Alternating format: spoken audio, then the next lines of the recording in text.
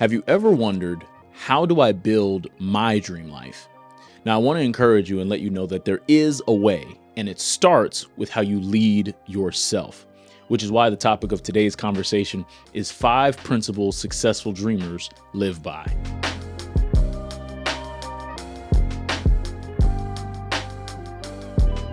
It's great to have you back for another conversation. Today, we are talking about 5 principles successful dreamers live by. Now, before we get started, if you're new here to the Dream Lifestyle Podcast, I would encourage you to hit that subscribe button as well as download the growth guide so you can stay up to date with all things Dream Lifestyle Podcast. So that way you are always growing and taking a step towards your dream.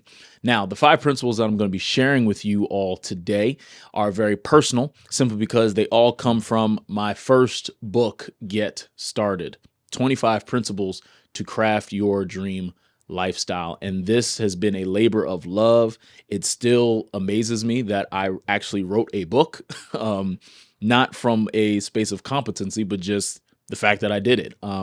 It's something I'm extremely proud of. And so everything that we're going to be talking about today, the 5 principles that successful dreamers live by, come from this book. These principles have been tried, tested, and more importantly than that, they've proven to be true. And so I believe that they're going to bless your life. And so this book, by the time you are seeing this, is available. So I'd encourage you to get your copy so that way you can truly start taking steps towards whatever it is you're called to do here on earth. So that way you can truly build a life that you love. All right. Now, the 5 principles. All right. The first principle that I'm going to be sharing with you all today, when you think about building your dream life, a principle that really every dreamer lives by is, number 1, you reap what you sow. Now, you might have heard this type of verbiage before, but I believe it is absolutely critical that this is simply a principle that regardless of whatever space you're in, regardless of how much success you achieve, regardless of whatever storm you may be in, that you always remember that this principle is true. Simply put, whatever you put in, you are always going to get out. Regardless of circumstance, regardless of what's going on around you, you can never forget the law of sowing and reaping. If you sow good, you're going to get back good. And there's a lot of Bible that supports this, but the fact is true. If you show yourself friendly, you will have friends. If you show yourself a good steward, you will have a lot. Just when you think about any area of your life, if you aren't intentionally pouring into it, then you're not going to get anything out of it. That's just what it is. And again, we're not here to necessarily debate why it's true, but we just simply want to find things that work. And so when you think about living a successful life, when you think about building your dream life, a life that you love, think about where you are sowing seeds. Think about where you are applying effort. Think about where you are being intentional. Because if you think that you're just going to float into your dream, if you think that you are just going to float into a leadership position or achieve anything by happenstance or, just because without really applying any energy or effort, you're only leading yourself to frustration. But for those of you that truly understand that in order to grow, that growth takes intentionality. It does not happen on accident. So again, this principle came to me when I was a lot younger, just when I was navigating church life as well as navigating, trying to understand sports, and just a whole lot of things were going on at the time between my parents starting a church.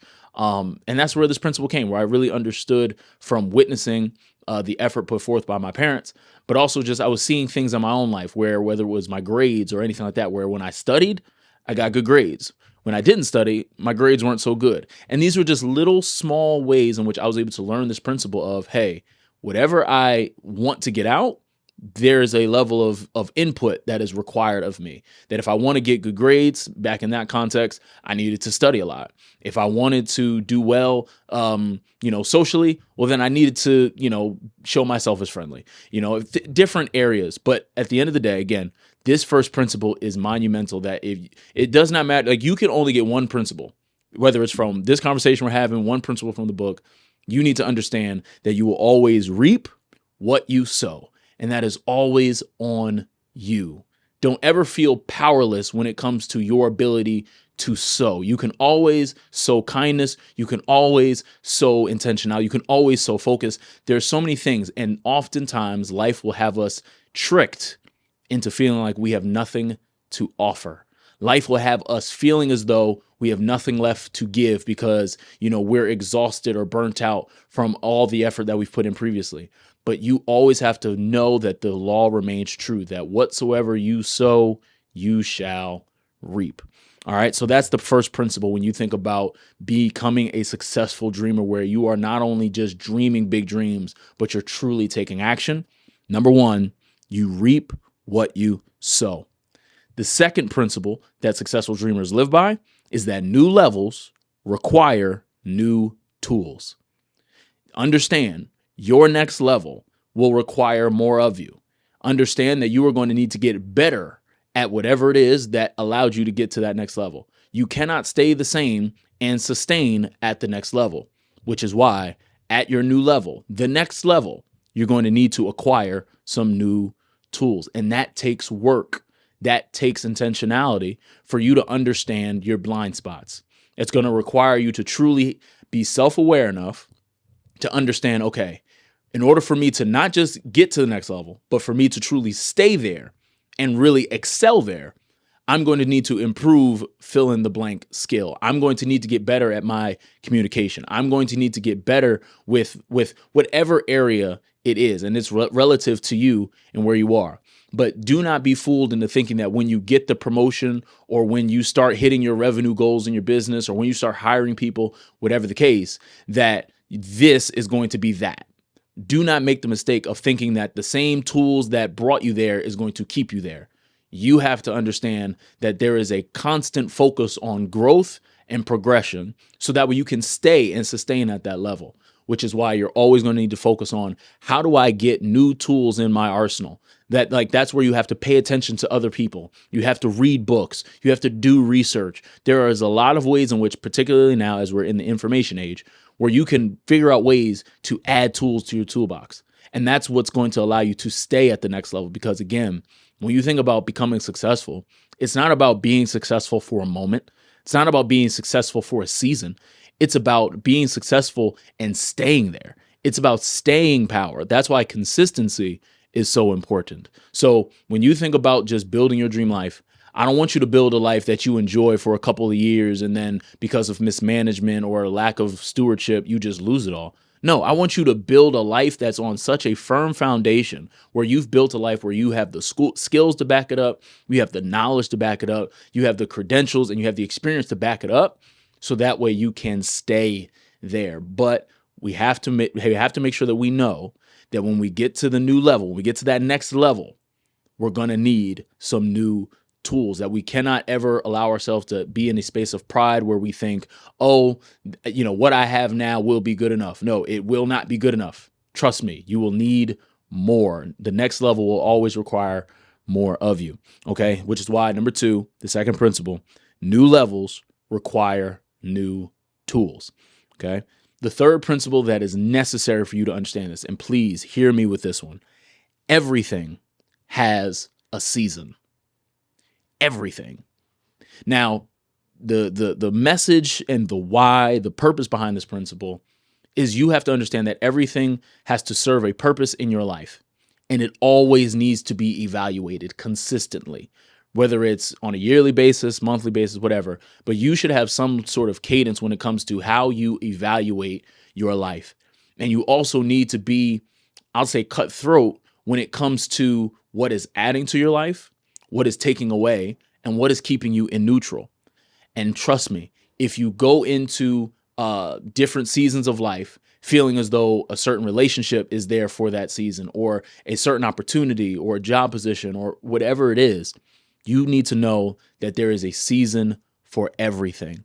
And most of the times we don't find out that everything has a season until it's too late and we are heartbroken, or we are in a worse spot simply because we weren't evaluating and being proactive just about what was going on in our external world to really understand, hey, should this still be in my life? Is this still helping me move towards my dream? Is this still helping me move towards just my goals, my aspirations? Like, is this still motivating me? Is this still pushing me? Is this still feeding me? And that's a very important lesson that we can forget if we get too comfortable. So this lesson and this principle of everything having a season, you need to, number one, evaluate everything. Like everything, meaning every person, every, thing that you have, like everything in your life has a season, because there's going to come a time where it's no longer going to serve you. And so you want to be able to hold things firmly, but loosely enough so that way when it is time to let it go, when it is time to let the person go, when it is time to let the opportunity go or the position go, so that way you are able to make room for next. But if we hold on to things too long, if we hold on to things too tightly, we can end up doing more damage than good, which is only going to delay our dream. So when you think about just everything having a season, it's going to require you to truly consistently evaluate just everything that's always going on and truly just taking things at face value. Now, obviously applying thought and, being thoughtful and having conversations where necessary, but just kind of just saying, hey, this is what it is. And this principle really came from a very painful experience for me in high school, where I was, recruited to a high school. The coach loved me. I thought he loved me. He was rocking with me, opening doors of opportunities where I was growing. I was getting better as a player and all these different things. But then came my very crucial junior year. And junior year, for those of you who might not understand context, is the year where you're supposed to be getting scholarship offers, and colleges will reach out to you to basically offer you, to basically say, hey, we want you to come to our school for free. And what happened, which was news to me, it was weird to me at the time. Basically, I went from playing a lot to suddenly I did not play at all. And because I did not understand this principle that I'm telling you now, where I did not know that everything had a season, I thought I was the problem. I thought there was more I had to do.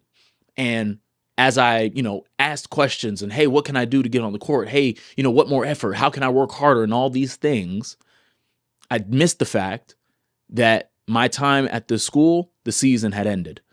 But because I held so firmly to what the coach had done for me previously, I ended up damaging my entire basketball career. Now, thank God, God put it all back together and I still did some amazing things. But because I did not steward well and manage well and understand this principle of that everything has a season, I was delayed.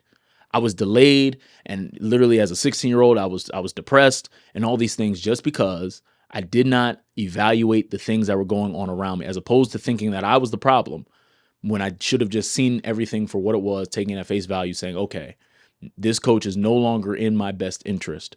And that's not a bad thing. Like, hey, not a problem. Everyone's free to do whatever they want to do. But I'm now able to make a productive decision, as opposed to working really, really hard and seeing zero results. And again, that stems from simply not understanding that everything has a season.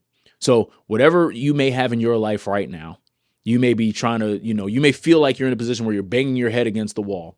Whether it's, you hired a trainer and you're not seeing the results you used to get, or whatever area where you have an expectation and it's not getting met. And you, again, evaluate it, do an audit, but then truly think about just, hey, is this still in season for me? Because the Bible talks about there's 3 types of seasons. There's a season to go get, there's a season to hold, and there's a season to let go. Okay. And I break that down in the book, but understand, listen, you need to know that if you want to live as a successful dreamer, everything has a season. Okay. So that's the third principle. Everything has a season. Now, the fourth principle is a really good one. Fourth one is, hear this, you can learn from anybody, anywhere. So often, it's particularly when we've, in a good flow with our personal growth, or we're, in certain circles, or we reach a certain level of success, we feel as though who we can learn from or where we can learn becomes limited. When the reality is, if we truly want to step into next and we truly want to build our dream life, we can learn from anybody, anywhere. But we limit ourselves because we disqualify people based on their position. They don't make as much money as us, or they're not as ambitious as us, or they don't have the same perspective, or they don't have the same background or experience. And that is a limiting belief. It's a limiting thought. You can learn from anybody, anywhere, regardless of their opinion. They could have a totally left opinion. They could have a totally different opinion than yours. But you have to have the maturity to do what I say is eat the meat and spit out the bones. meaning that you can hear from everyone. You can at least give people enough respect and validation to listen to what they have to say. But that doesn't mean you have to actually heed what they say. That does not mean you have to apply whatever it is that's being said. But anything that's being said to you, regardless of any environment that you are in, you can learn something. You can walk away better just by processing whatever it is that was said to you. Okay. Now, again, the point of this principle is just to make sure that you are not closing off any opportunities that give you amazing ideas that really could potentially open up doors of opportunities that allow you to think outside of the box, because other people have different perspectives, and those different perspectives can truly be the door that open up pathways to your dream. But if you're not actually open to hearing them, then you miss out. You're just going to miss out if you close and limit your hearing. So you need to know that you can learn from anybody, anywhere. Does not matter their background, does not matter the color of their skin, does not matter their beliefs.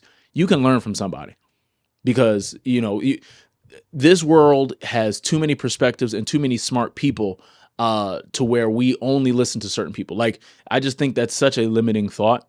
And again, I'm not going to go too deep in it, but again, understand, for you to live and truly always consistently take steps towards your dream life, you can learn from anybody, anywhere. So think about somebody or a group of people or a place that you've shut off your mind to learning. You've shut off any type of reception to what they have to say. Understand that you can learn from anybody, anywhere. Just open up your ears, open up your eyes to just see, hey, how is what they're saying? How is what they're doing? How is this culture? How is it in some way, shape, or form? How can it benefit me? Okay, that's the thought process just surrounding this principle of you can learn from anybody, anywhere. All right, now that's the fourth principle. Now, the fifth and final principle that I'll leave you with. All right, the fifth and final principle is this: never make fear-based decisions. Never make fear-based decisions. Why? If you decide to live your life based on your fear, you are always going to settle. You are always going to live below what you've been called to. So when you think about your why behind the decisions, you want to make sure that while you may be afraid, you're not saying yes or no simply because you are afraid. Here's what I mean. I'll tell you this principle by the story by which I understood it. Some years ago, I was invited to be a part of this major AAU team. Now, at the time, this AAU team, if I had decided to play, it would have opened up so many doors for me. Like, literally the exact opportunity that I had been praying for in my basketball career would have been open to me. And all I had to do was show up. I had friends and teammates who were already on the team, and they wanted me to try out. But because I was afraid, because I did not think I'd be able to hang, because I did not think that my parents would approve, or all these things, just these negative thoughts just kept circling in my brain about why I shouldn't. When I knew in my heart, I just didn't want to try out because I was afraid, I didn't try out. And because I didn't try out, again, I delayed my dream. And that was a decision that I made based in fear. Like, it was not, I didn't say no to the tryout because, it really was out of my depth, or no, because I didn't think I was good enough. Like, I felt like I was good enough. I knew I was good enough, but I only said no because I was afraid. When the right response should have been yes, and actually left it up to my performance versus how I was feeling. And so when you think about just any big decision, any big opportunity that's in front of you, please be sure that you're not giving an answer from a place of fear. Again, you may have the fear. And we've talked on this podcast before about how fear can be a guide and fear can be a gift to you. But make sure that whenever you sign on the dotted line, whether it's a yes or whether it's a no, it's not there simply because of fear. Never make fear-based decisions. Much better that you go into it and do it afraid, prepare at your best, and give it everything you've got and hear the no, versus you just say no at the beginning and you never even find out what you could have been. So I'm encouraging you, as you think about just your life and the decisions, the big decisions and opportunities that will be presented to you, because you're going to get some big decisions, especially as you walk out the previous four principles. Never make fear-based decisions. Your decisions should be based on callings, where if a door opens and it could scare you, it could be the scariest thing ever. But if you know it's the very opportunity you've been praying for, say yes and prepare well with everything that you got. Give yourself the chance. That's what it means to walk by faith. You can't walk by faith if you're making fear-based decisions. So as you just go through your life and you're making these decisions, make sure none of your decisions are based in fear. All right. So those are the 5 principles. Those are the 5 principles that successful dreamers live by. And I'm going to give you a quick recap on them. The first one is that you reap what you sow. You reap what you sow. The second one, new levels require new tools. Third, everything has a season. 4, you can learn from anybody, anywhere. And then 5, never make fear-based decisions.